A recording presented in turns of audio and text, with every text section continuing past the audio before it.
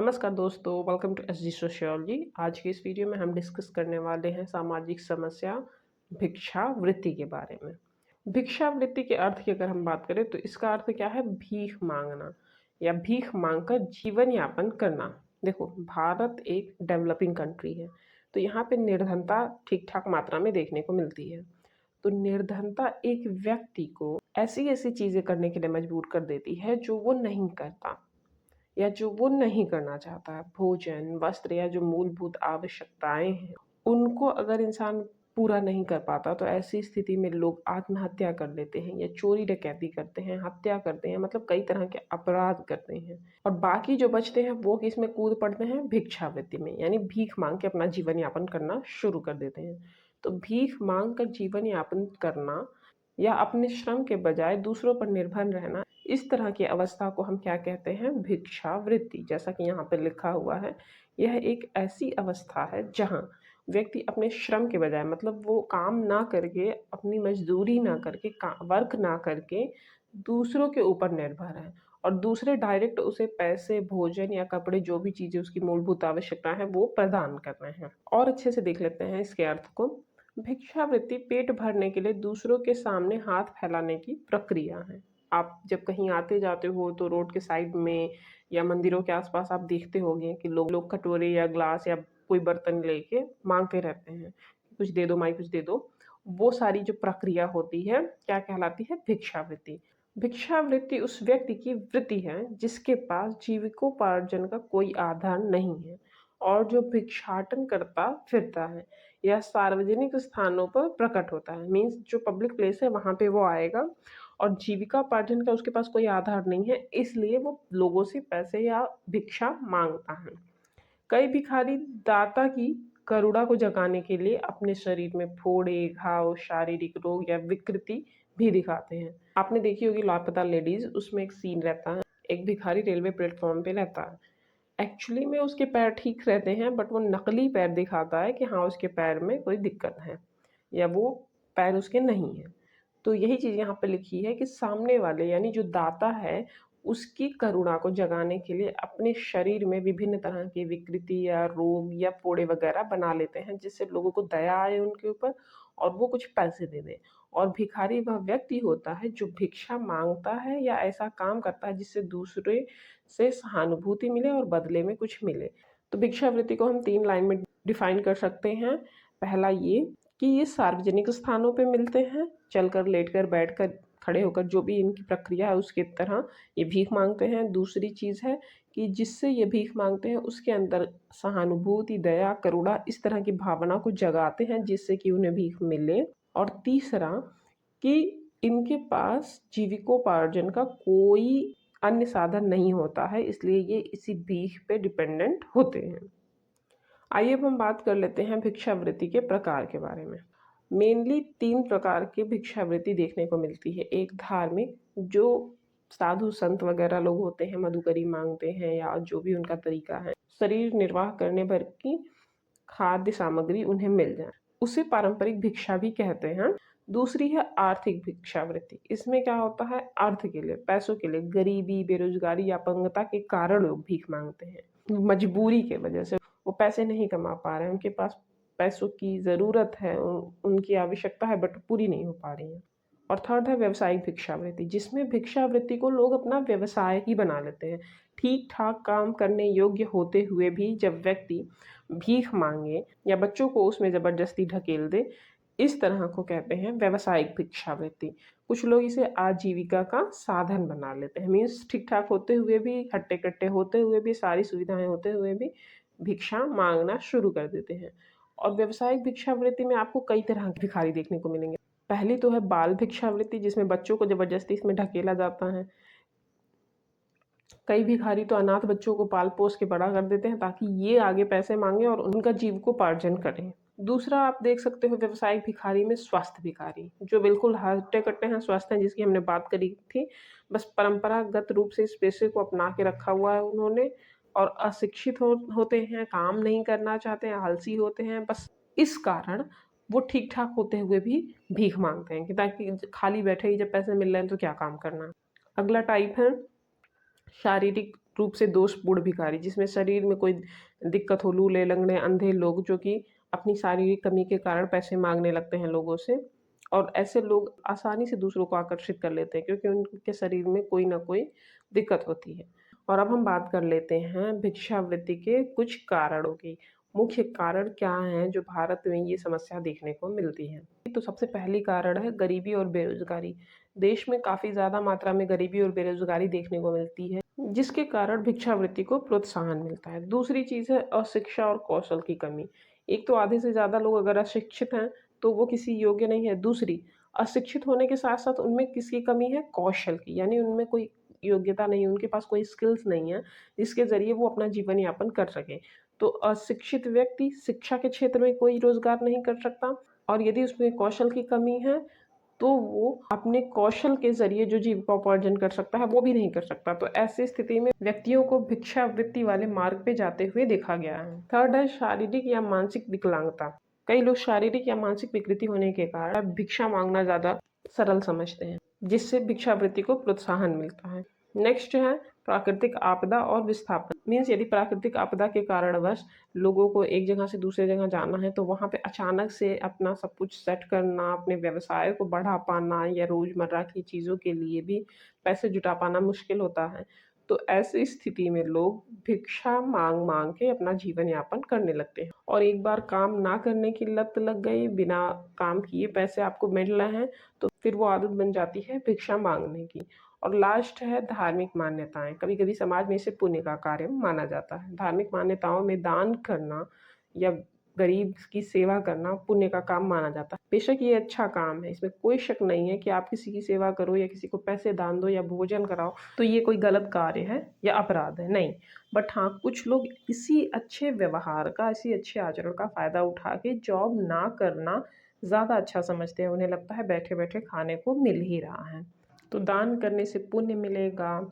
ये जो मान्यताएँ हैं, कभी-कभी समाज से भिक्षावृत्ति जैसी समस्या को दूर करने में बाधाएँ बनती हैं। मतलब धार्मिक मान्यताओं के कारण लोग भिक्षा देते रहते हैं, लोग दान करते रहते हैं, लोग समाज की सेवा करते रहते हैं, और ऐसी स्थिति में वो लोग जो व्यावसायिक भिक्षावृत्ति के आदी हैं, यानी बिना काम किए उन्हें आजीविका का साधन मिल रहा है, तो वो लोग काम करना नहीं चाहते। इससे समाज में जो भिखारियों की समस्या है वो बनी हुई है। अब हम बात कर लेते हैं इस भिक्षावृत्ति की जो समस्या है उसके सामाजिक प्रभाव के बारे में।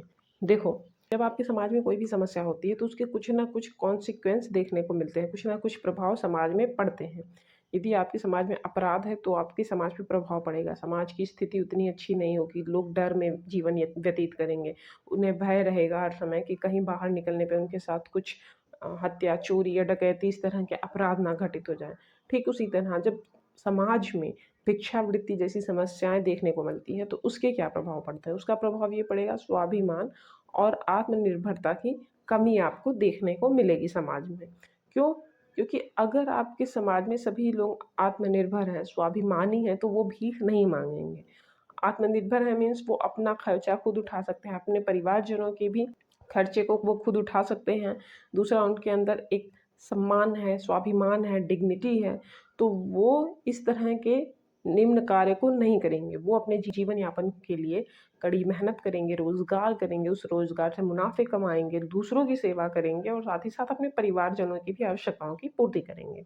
दूसरी चीज़ है शहरी सौंदर्य और पर्यावरण पर प्रभाव। देखो, कोई भी देश अगर विकसित है, वहाँ पे सारी सुविधाएँ हैं, साफ़ है, सुंदर है, हर तरह की चीज़ें हैं, तो वहाँ पे ये भिखारी वाली समस्या देखने को नहीं मिलेगी। ना वहाँ पे क्राइम देखने को मिलेगा, ना वहाँ पे भ्रष्टाचार देखने को मिलेगा। तो अगर ये सारी चीज़ें नहीं देखने को मिलेंगी, तो ये भी जो भिखारी वाली समस्या है, वो भी देखने को नहीं मिलेगी। और अगर कहीं आपको ऐसी स्थिति में भिखारी वगैरह दिख रहे हैं, तो इसका मतलब वो आपके शहरी सौंदर्य के लिए भी बुरा है और पर्यावरण पर भी उसका प्रभाव पड़ता है।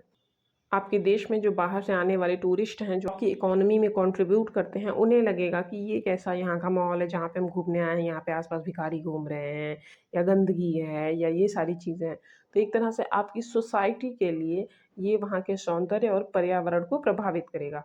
क्यों? क्योंकि टूरिज़्म को ये सारी चीज़ें प्रभावित करती हैं। जो लोग घूमने आएँगे, इन सारी चीज़ों को देख के बाहर जब जाएँगे, दूसरों से कहेंगे कि उस देश में तो ये सारी समस्याएँ हैं, ये सारी समस्याएँ हैं, आपको हर जगह पे गली-गली में भिखारी मिलेंगे। थर्ड चीज़ है बच्चों और विकलांगों का शोषण। भिक्षावृत्ति के अंतर्गत बच्चों और विकलांगों का बहुत ज़्यादा शोषण होता है। बाल भिक्षावृत्ति तो आप बहुत ज़्यादा कॉमन देखोगे हर तरह के पब्लिक प्लेसेस पे, चाहे आप मंदिर देख लो, रेलवे स्टेशन देख लो, बस स्टेशंस देख लो, ऑटो स्टैंड देख लो, हर जगह पे, हॉस्पिटल्स के बाहर देख लो या किसी भी बड़े अच्छी खासी जगहों के आस-पास देख लो, बच्चों को जानबूझकर इसमें ढकेला जाता है। आपको कहीं न कहीं कोई न कोई भीख माँगता दिख ही जाएगा और मेनली उसमें बच्चों को शामिल कर दिया जाता है, जिससे लोगों को जल्दी से जल्दी सहानुभूति और दया प्रकट हो जाए और वो उन्हें पैसे दे दें। बड़ों को देख कर के एक बार लोग बोल सकते हैं कि अच्छे खासे वो काम क्यों नहीं करते, बट बच्चे मजबूर हैं, उन्हें क्या पता कि क्या सही है क्या गलत, उन्हें ज़बरदस्ती इसमें ढकेला गया। तो बच्चों और विकलांगों पे इसका काफ़ी ज़्यादा प्रभाव पड़ता है, उनका काफ़ी ज़्यादा शोषण होता है। नेक्स्ट है अपराध में वृद्धि की संभावना। देखो, भिक्षावृत्ति ज़रूरी नहीं है कि को जो इंसान भीख माँग रहा है, वो अपराधी नहीं है, वो बस जीवन यापन करने के लिए भीख माँग रहा है। कई चोर, कई गुंडे भिक्षावृत्ति यानी ये जो भीख माँगने के साथ-साथ इधर-उधर की जासूसी करते हैं कि कहाँ पे उन्हें चोरी करनी है, कहाँ पे उन्हें डाका डालना है या किसके साथ क्या करना है। तो ये एक तरह से अपराधों में भी वृद्धि की संभावना को बढ़ाता है। अब ये अगर भिखारी है तो ये सिर्फ़ भीख माँगता है अपने जीवन यापन करने के लिए। लेकिन इनके व्यवसाय को साधन बना के ये जो गुंडे हैं या जो अपराध करने वाले व्यक्ति हैं, वो अपने आपराधिक कृत्यों को अंजाम तक पहुँचाते हैं। दूसरी चीज़ आप देखो, मोस्टली देखा जाता है जो बेगर्स होते हैं, जो भिक्षा माँगते हैं, वो बाद में जाके उन्हीं पैसों के शराब पी लेते हैं। और जो व्यक्ति शराब पी चुका है, मद्यपान वाली वीडियो में हमने डिस्कस करा था, वो समाज के लिए हानिकारक है। एक तो वो अपने घरेलू हिंसा करते ही करते हैं, साथ ही साथ ये जो भिखारी होते हैं, ये रोड साइड पे जाके लड़ाई झगड़े मारपीट करते हैं या एक्सीडेंट होने का खतरा रहता है। अगर वो किसी गाड़ी के सामने आ गए तो लड़ाई झगड़े मारपीट से भी माहौल समाज का बिगड़ता है, तो इससे काफ़ी ज़्यादा अपराधों की संख्या में वृद्धि की संभावना बढ़ती है। और लास्ट है अर्थव्यवस्था पे बोझ। बिल्कुल, मान लो आपका ये समाज है, यहाँ पे 100 लोग हैं, ठीक है? 100 लोगों का ये ग्रुप या ये सोसाइटी आप मान लो। इन 100 लोगों में अगर 100 लोग काम करेंगे तो यानी कि यहाँ पे 100 कामगर लोग हैं, ये प्रोडक्टिविटी काफ़ी अच्छी है इस सोसाइटी की। और अगर इसमें से 60 लोग काम करने वाले हैं और बाकी के 40 लोग भिखारी हैं, ऐसी स्थिति में एक तो इनकी जो प्रोडक्टिविटी है, जो इनके अंदर पोटेंशियल है, यूज़ नहीं हो रहा है। दूसरी चीज़ ये समाज के या राष्ट्र के विकास में कोई कंट्रीब्यूशन नहीं कर रहे हैं, प्लस जो कमा रहे हैं उनसे भी ये पैसे माँग रहे हैं अपने जीवन यापन करने के लिए। दूसरों पे ये आश्रित हो गए हैं। तो यानी ये इंसान अपने परिवार को तो देख ही रहे हैं, देश के विकास में तो भागीदार बन ही रहे हैं, साथ ही साथ इन भिखारियों का भी जीवन यापन करने का साधन बन गए हैं। तो अर्थव्यवस्था पर बोझ पड़ता है और अगर ये सारे मिलके काम करें तो अर्थव्यवस्था कितनी अच्छी काम करेगी। तो इसलिए भिक्षावृत्ति की जो समस्या है वो अर्थव्यवस्था पर भी बोझ डालती है। अब अगर समाज में समस्याएँ हैं तो उसका समाधान भी खोजना आवश्यक है। तो अगर भिक्षावृत्ति जैसी समस्या है हमारे देश में तो उसके समाधान के लिए भी कार्य होने चाहिए। सबसे पहला, भिक्षावृत्ति विरोधी कानून लाना। जैसे कि दिल्ली में है, दिल्ली भिक्षावृत्ति निषेध अधिनियम, यानी दिल्ली में भिक्षा माँगने पे निषेध है। सेकंड है पुनर्वास योजना, यानी अगर भिखारी किसी कारणवश जो शोषण के वजह से, जैसा कि यहाँ पे लिखा है बच्चे और विकलांगों का शोषण, जो शोषण की वजह से या शारीरिक क्षति की वजह से या ज़बरदस्ती भिक्षावृत्ति में घुसाए गए हैं, उन्हें वहाँ से निकाल के पुनर्वास योजनाओं के अंतर्गत स्वस्थ और अच्छे वातावरण के ज़रिए कौशल सिखा के एक योग्य नागरिक बनाना, जिससे कि वो राष्ट्र के अर्थव्यवस्था में, राष्ट्र के विकास में भागीदार बन सकें। साथ ही साथ शिक्षा, स्वास्थ्य और कौशल विकास कार्यक्रम, यानी सभी को शिक्षित करो। अशिक्षा मेन कारण होती है भिक्षावृत्ति, बेरोजगारी या निर्धनता की। दूसरा स्वास्थ्य, सबके स्वास्थ्य सेवाएं भी आवश्यक हैं। अस्वस्थ व्यक्ति या शारीरिक क्षति जिसे है, मानसिक समस्या जिसे है, वो भी भिक्षावृत्ति में फंस जाते हैं। तो शिक्षा, स्वास्थ्य और कौशल की बात हमने करी कि किसी के पास अगर स्किल नहीं है, कोई योग्यता नहीं, कोई हुनर नहीं है कि वो अपना जीवन यापन कर सके, तो वो ज़्यादातर भिक्षावृत्ति की तरफ चला जाता है। तो पुनर्वास योजनाएं, शिक्षा, स्वास्थ्य, कौशल विकास कार्यक्रम, इन सारी चीज़ों के ज़रिए हम भिक्षावृत्ति जैसी समस्याओं को दूर कर सकते हैं। नेक्स्ट है एनजीओ और सामाजिक संगठनों की भूमिका। बहुत सारे एनजीओज़ काम करते हैं देश में जो सामाजिक समस्याएं हैं उनको सुधारने के लिए। तो एनजीओज़ और संगठन भी इन सारी चीज़ों को ध्यान रखें, देखते रहें समय-समय पर समय समय पर कि कहाँ पे ये भिक्षावृत्ति की समस्याएं हैं, कौन उसमें ज़बरदस्ती ढकेले गए हैं, कौन है जो स्वस्थ होते हुए भी इस सारी चीज़ों को कर रहे हैं। उसके बाद उनका चुनाव करके उन्हें आवश्यकता अनुसार निर्देश गाइडेंस दे के अपनी भूमिका निभाएं। नेक्स्ट है रोजगार व स्वरोजगार के अवसर प्रदान करना। मीन्स अगर कोई चाहता है रोजगार करना बट उसके पास पैसे नहीं है, ऐसी स्थिति में उसे इतनी सरकार की तरफ से सुविधाएं प्रदान करी जाएं कि उसके पास अगर पोटेंशियल है तो वो उसको दिखा सकें। नेक्स्ट है मानसिक स्वास्थ्य सहायता। जो लोग मानसिक रूप से अस्वस्थ हैं उन्हें उचित उपचार की सहायता प्रदान करके भिक्षावृत्ति जैसी सामाजिक समस्याओं को दूर करने का प्रयास किया जा सकता है। लास्ट है भिक्षा देने की परंपरा में बदलाव लाना। इसके बारे में हमने बात करी थी कि धार्मिक मान्यताओं के कारण भी समाज से भिक्षावृत्ति की समस्या खत्म नहीं हो रही है। लोग दान करना पुण्य का कार्य समझते हैं। तो ये जो है मान्यता या ये जो विचार है कि हम दान करके पुण्य कर रहे हैं, तो इसलिए समाज में भिखारियों की एक समस्या नहीं है, ये एक अवसर है पुण्य करने का। इस तरह की परंपरा में बदलाव लाने की आवश्यकता है। ये परंपरा बदलेगी तभी हमें लगेगा कि भिखारी या भिक्षावृत्ति एक समस्या है, उसे दूर करना।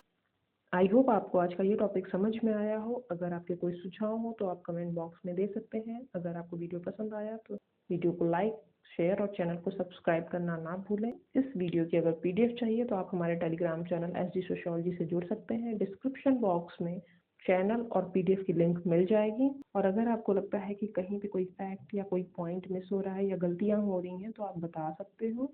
आज के लिए बस इतना ही। धन्यवाद।